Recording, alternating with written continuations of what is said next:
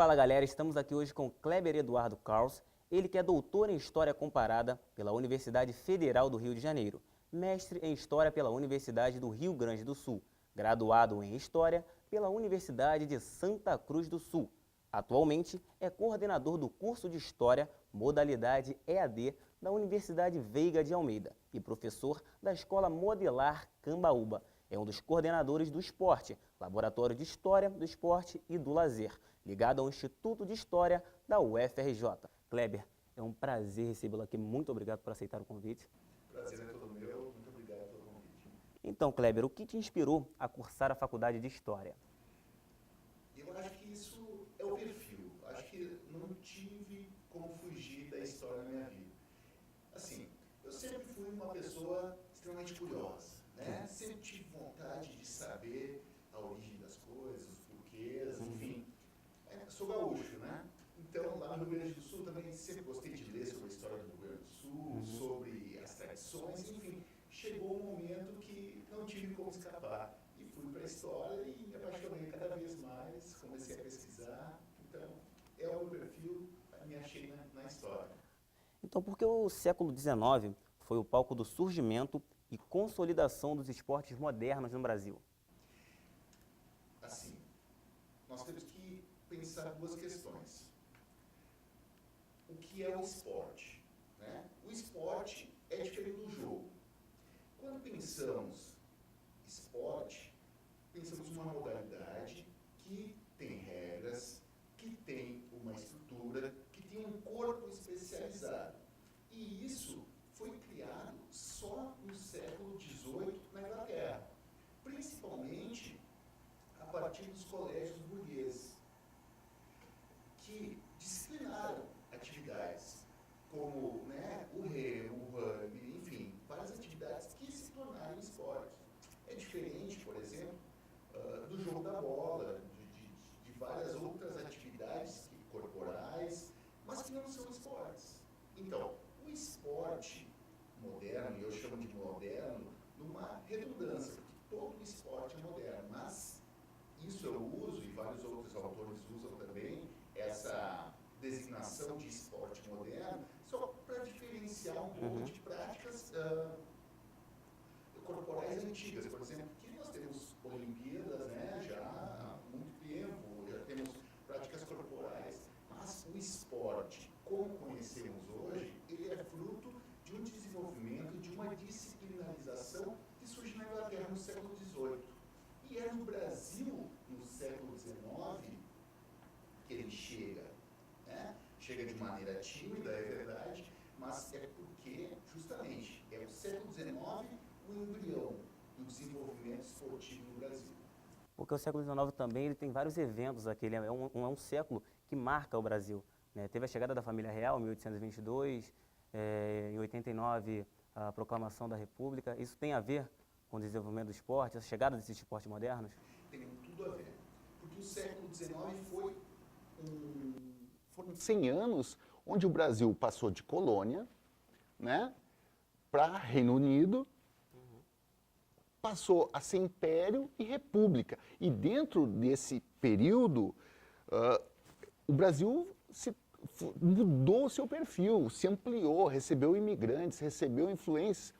E dentro do século XIX também, dentro dessa modernização, dentro dessa ampliação do Brasil, da população brasileira, também vieram pensamentos modernos, que entre eles estava o esporte. Ou seja, era preciso fazer o Brasil crescer, o Brasil já não era mais colônia, já era capital do império, né? E depois república, era preciso fazer o Brasil crescer, era preciso fazer com que o Brasil se tornasse civilizado, né? Existia um projeto de civilização e dentro esse projeto estava o esporte. Por quê?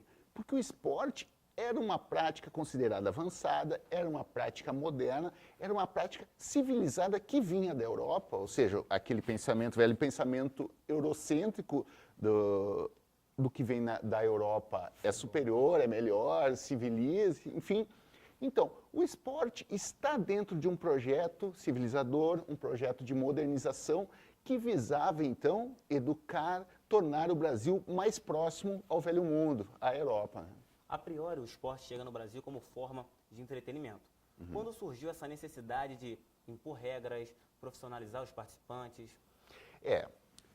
Por exemplo, o que eu trabalho na minha tese é uma divisão. Eu trabalho a questão, por exemplo, do esporte, como aquilo que eu já apontei. Ou seja, para ser designado como esporte, são necessários alguns critérios, né?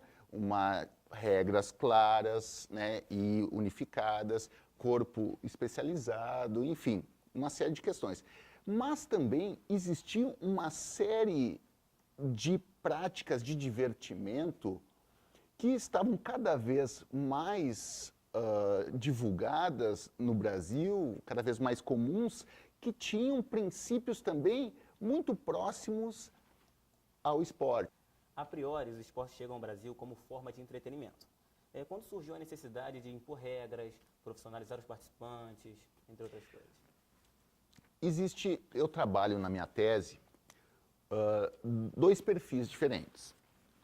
Os esportes que têm aqueles princípios, aqueles pré-requisitos que já apontei, como a necessidade de regras, de um corpo técnico que o envolva, enfim, práticas disciplinadas e também práticas de divertimento, que não podem ser consideradas esportes ao pé da letra, mas que têm, dentre os seus princípios, questões que os aproximam muito das práticas esportivas como práticas corporais. Um exemplo, os circos. Os circos do século XIX e que excursionavam pelo Brasil inteiro e que eram muito populares, eles tinham como seu perfil práticas corporais. Ou seja, eram circos que se apontavam, inclusive, nos seus anúncios como circos ginásticos. Então, é toda aquela questão. Tinha o corredor mais veloz, o homem mais forte, o melhor atirador, o melhor domador, o melhor cavaleiro, enfim, uma série de questões que não podemos caracterizar como esporte, mas, ao mesmo tempo, são extremamente importantes para o desenvolvimento esportivo. Por quê? Porque ajudam a disseminar essas práticas, que depois serão incorporadas também pelos esportes que estão já caminhando paralelamente. Agora, a questão da profissionalização, ela vem junto com outro fenômeno, que é a indústria, o crescimento, o surgimento de uma indústria do entretenimento. Porque ao mesmo tempo em que práticas de divertimento, como os circos, que eu já falei, como as touradas, que eram muito populares no Rio de Janeiro e no Rio Grande do Sul no século XIX e no Brasil, porque são companhias circenses, como se fossem companhias circenses, companhias tauromáticas chamadas, que excursionavam pelo Brasil, pelos países do Rio da Prata, e que começam a formar uma indústria do entretenimento. Ou seja, essas práticas corporais e os esportes, aí nós temos aí como a primeira prática esportiva moderna no Brasil, o turf, já no final da primeira metade do século XIX. Então, começam a desenvolver uma indústria do entretenimento. O esporte e as práticas corporais, elas se espetacularizam. Se espetacularizando, elas começam a render, começam a atrair cada vez mais público e, ao mesmo tempo, começam a render mais. Então, é uma cadeia complexa que está dentro de um contexto de modernização do Brasil que vai fazer com que esses, digamos, esportistas ou esses enfim, essas pessoas que se apresentam, artistas, muitos eram chamados de artistas dos circos e das touradas, e elas se valorizem. Se valorizando, então começa uma lenta profissionalização, né, que vai, né, atingir níveis, assim, hoje em dia absurdos, né, assim, onde o desportista, existem, claro, o futebol é destacado, mas existem vários esportistas que vivem das suas atividades, né. Os esportes ditos modernos do século XIX eram esportes elitistas? Nós temos vários esportes. Quais eram os principais? O mais popular, digamos, o mais conhecido, que estava em pauta na imprensa, que era realmente o mais requisitado, era o turf, ou seja, as corridas de cavalo. Assim, não podemos dizer que ele era elitista por alguns fatores. Não quer dizer que o jockey, que qualquer pessoa poderia ter um cavalo puro sangue inglês e ser jockey e competir. Mas essa participação poderia ser indireta, não é? A participação popular era muito grande nas corridas, nos hipódromos. Então, e é por isso, essa indústria do entretenimento que eu acabei de falar, com o seu desenvolvimento, ela vai notar o seguinte, que nós podemos colocar várias camadas sociais dentro dos hipódromos. E nós podemos fazer esse esporte chegar a muitas pessoas. Então, nós vamos fazer diferentes preços de ingresso, vamos fazer apostas. Então, acabava que pessoas de distintas classes sociais poderiam participar.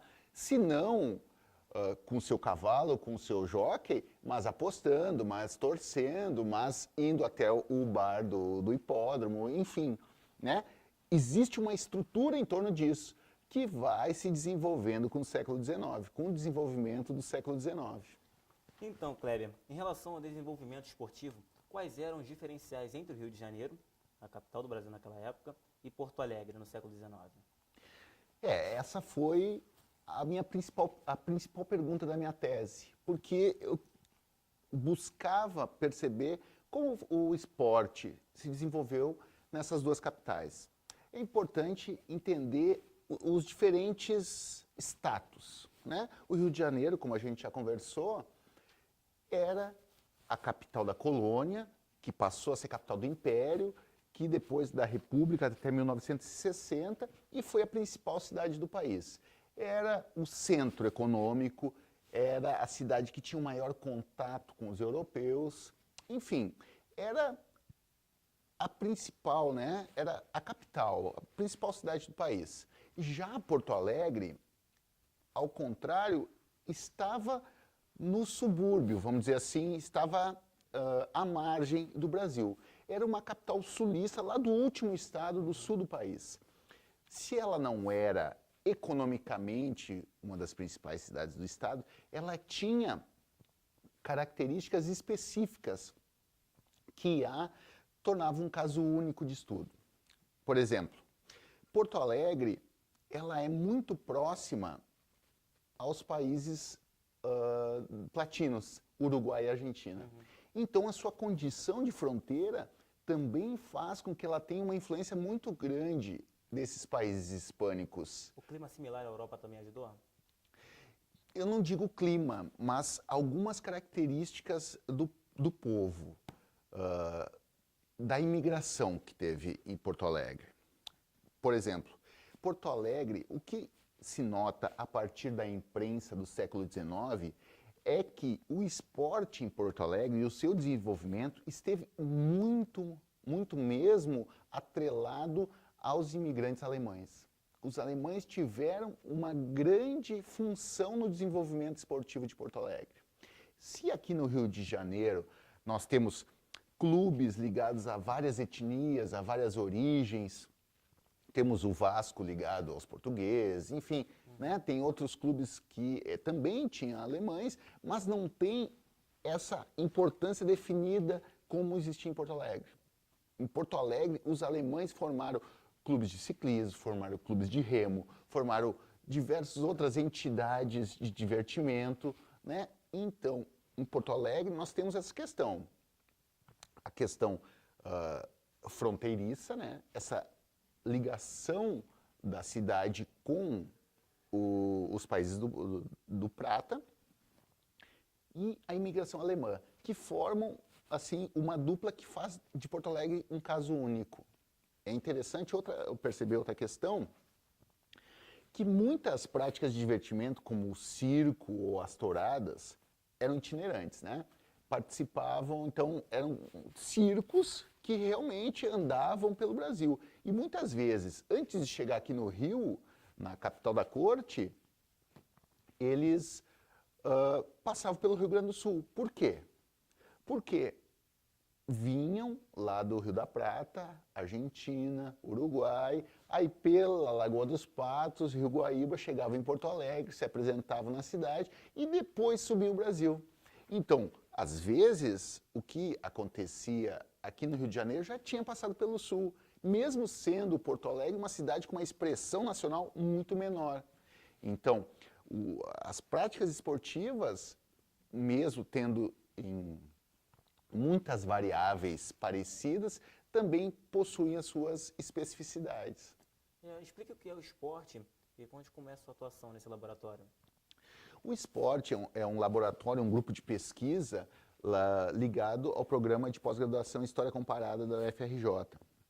Eu comecei a participar desse laboratório no momento em que comecei a cursar o meu doutorado. E ele reúne pesquisadores, não só da UFRJ, de diversas instituições que têm como tema principal o esporte e o lazer, o entretenimento, enfim, práticas esportivas. E nós possuímos uma quantidade muito grande de doutores, de pesquisadores, que têm uma expressiva produção, publicação sobre o tema.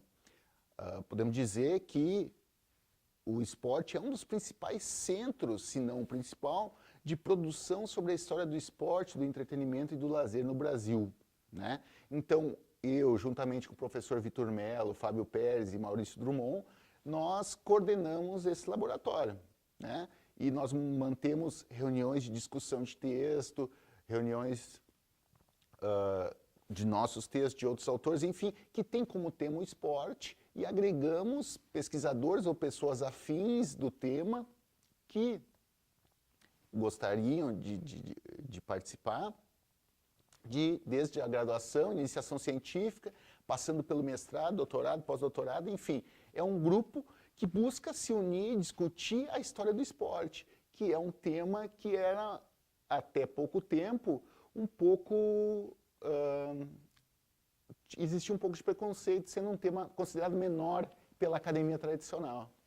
No que tange os esportes com animais, turf e touradas, quais eram as peculiaridades de cada região? Essa é uma das principais características que diferem o Rio de Janeiro do Rio Grande do Sul, de Porto Alegre. Por quê?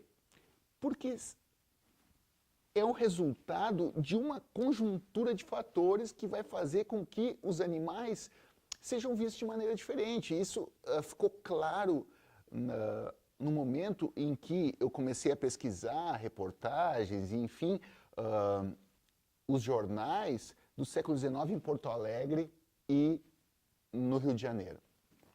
Por quê? No Rio Grande do Sul, é muito mais próximo o público da realidade da lida com os animais. Assim, se analisarmos friamente, as touradas são companhias que passavam pelo Rio Grande do Sul e são as mesmas que vinham para o Rio de Janeiro, os mesmos toureiros, isso é claro nos anúncios. Mas eles, já dentro dessa lógica do entretenimento e da chamada de pessoas cada vez maior, do público, faziam práticas que os diferenciavam do Rio. Por exemplo, no Rio Grande do Sul existia o torito para as crianças brincarem. Então, aqui no Rio de Janeiro não. Aqui no Rio de Janeiro já existia uma crítica para as touradas que era considerada uma prática, uma bárbara prática, né? Ou seja, no Rio Grande do Sul, as touradas eram uma modernização, uma disciplinarização daquilo que acontecia todos os dias no campo, onde ali o trabalho com o gado era algo muito comum. E as pessoas estavam acostumadas com isso e viam aquilo como uma disciplinarização, uma brincadeira frente àquilo, o trabalho do campo. E já no Rio, capital da corte, mesmo tendo uma proximidade com os animais, que evidentemente no século XIX, mas já existia uma outra postura frente a isso. A tourada, essa matança, na verdade não eram todas as práticas que matavam os touros, mas que brincavam com os animais, que faziam esse espetáculo frente a eles, era visto como algo atrasado, selvagem. Então, é a modernidade algo diferente para Porto Alegre e para o Rio de Janeiro. No Turf, o mesmo caso. Aqui, apesar de existir nos dois locais, no Rio de Janeiro e em Porto Alegre, os defensores de uma prática cada vez mais disciplinada, os cavalos puro sangue inglês, os modos de cavalgar frente aos jockeys, os estilos, enfim, as técnicas inglesas, que para eles eram as práticas mais civilizadas e por isso, então, mereciam ser praticadas. No Rio Grande do Sul existiam os defensores disso também, mas existiam também pessoas que se colocavam frente às tradições locais, ou seja, diziam assim, muito bem, os cavalos ingleses são ótimos, mas nada se torna tão veloz quanto um cavalo inglês cruzado com um cavalo crioulo do Rio Grande do Sul.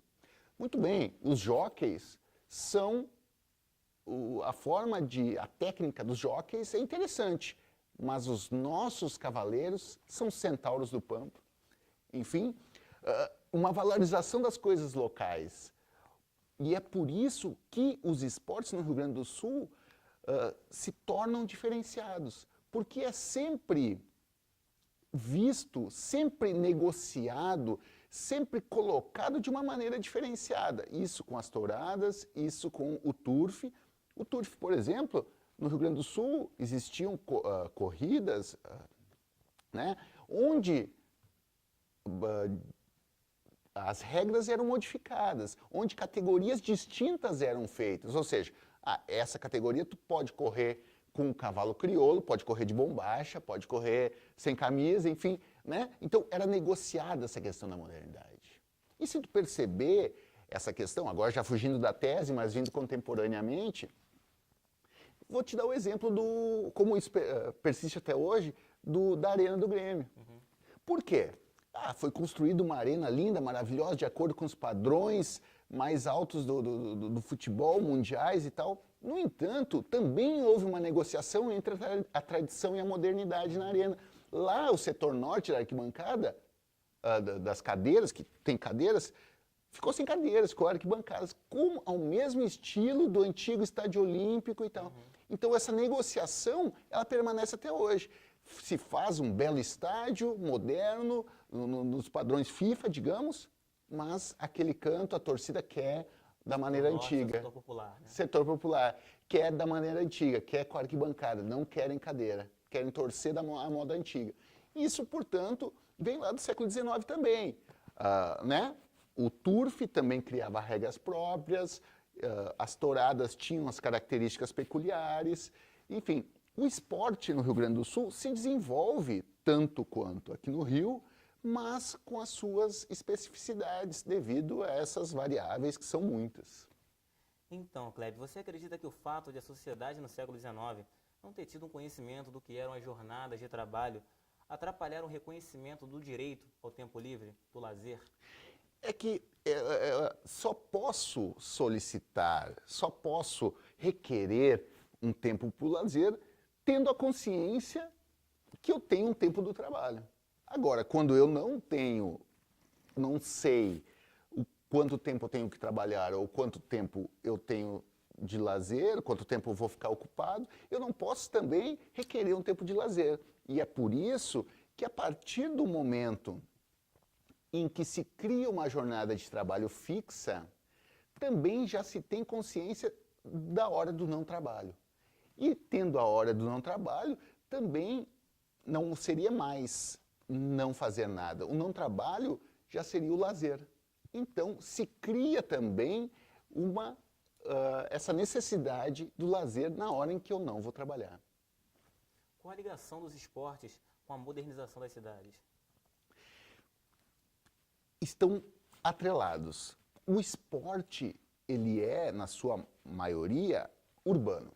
Isso, falando no século XIX, a maioria dos esportes tem uma designação urbana. Elas são praticadas na cidade. Então, o esporte, ele, ao mesmo tempo em que ele tem que estar perto das pessoas, porque é necessário também que tenha o público, ele também faz com que as pessoas se aproximem dele. Então, existe uma ligação entre o esporte e o desenvolvimento da cidade. E no Rio, é uma questão muito interessante o estádio do Maracanã, né? Que ele foi inaugurado em 1950 para a Copa do Mundo, mas antes aquele local já era esportivo, já funcionava no mesmo local onde hoje existe o Maracanã, um hipódromo, né? Porto Alegre, da mesma forma, tem um dos seus maiores parques urbanos, que é a Redenção, que fica no centro da cidade, o maior local de prática esportiva no século XIX.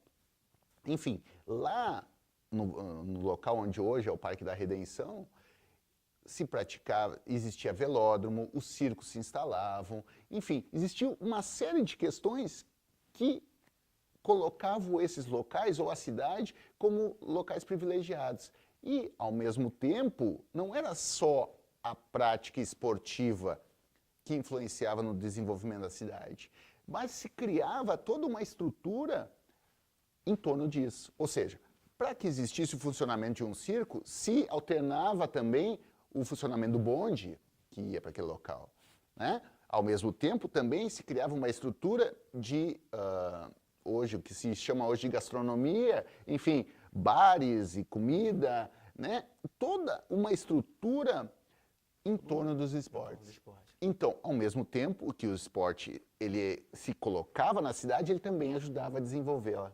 Aqui no Rio de Janeiro, né, locais propícios, ou que tiveram grandes práticas esportivas, foram, por exemplo, o Campo de Santana, eram lá que aconteciam as touradas.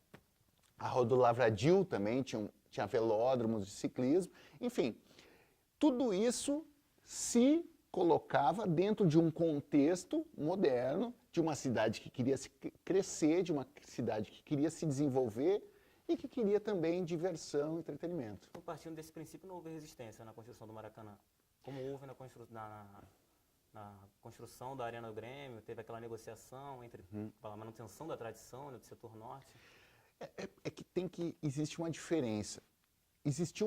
Hoje, nós temos o Jockey Club ali na Gávea, mas no século XIX existiam muitos hipódromos no Rio de Janeiro. Existiam vários, em Vila Isabel, na Tijuca, né, nas Laranjeiras, enfim, existiam vários hipódromos. Então, foi interessante também para a cidade construir o Maracanã, ou seja, até hoje é o maior estádio do Brasil, é o mais significativo, né?